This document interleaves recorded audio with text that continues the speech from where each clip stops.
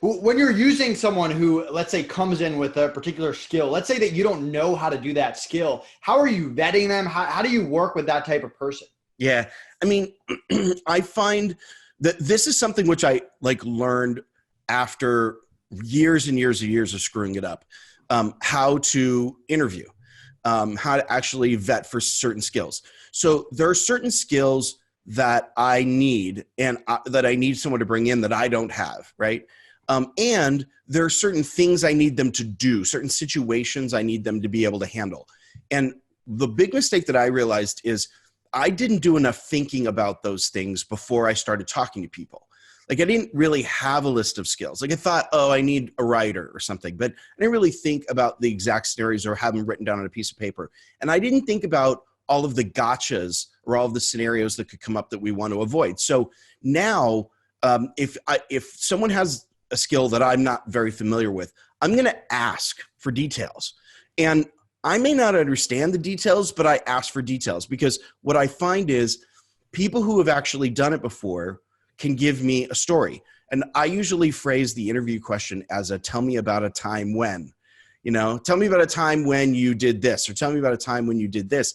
And then they'll give you a story because anyone can give you a story, but Right. very few people can, withstand all of the details. Oh, so when that happened, what did you do?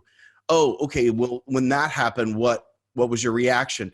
And you start digging into details and you can kind of tell the people who have actually done it are telling you a story. And the people who haven't done it are like falling back on eventually the story falls apart and they'll go back to, well, what I would do would be, and as soon as they do that, that, okay, they haven't really done this. So I do that with skills, even though I don't really understand, like, I'm not an expert at like InDesign or something like that, but I want to know, like, what did you do? What did you put together? Like, how did it look? Did you run into problems with this, that, or the other thing?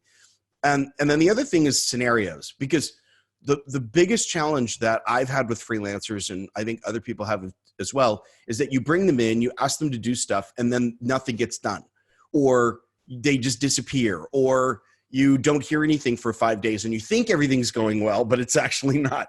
And so I ask about those situations. I say, okay, so tell me about a time when someone's giving you a task and you didn't know how to do it. How did you handle that? Like, I just want to know, are you somebody who like sits back and waits for directions?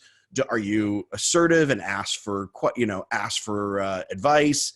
Do you give updates, or are you required to provide the updates? Like, how do you work? Because I think that how do you work thing is the cause of most of the troubles. I think you can find people with skills, when they say they've, worked in active campaign, they probably have worked in active campaign before, but do they really know how to work with other people? Do they know how to keep you updated on stuff? Those are those kinds of questions that I ask. So that was something I learned, way late in the game. It took me a while to figure that part out. But once I did, then I was able to really feel a lot more confident bringing people on.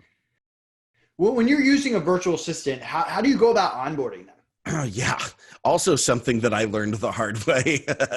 So basically, I have to have my ducks in a row before I get started. Like,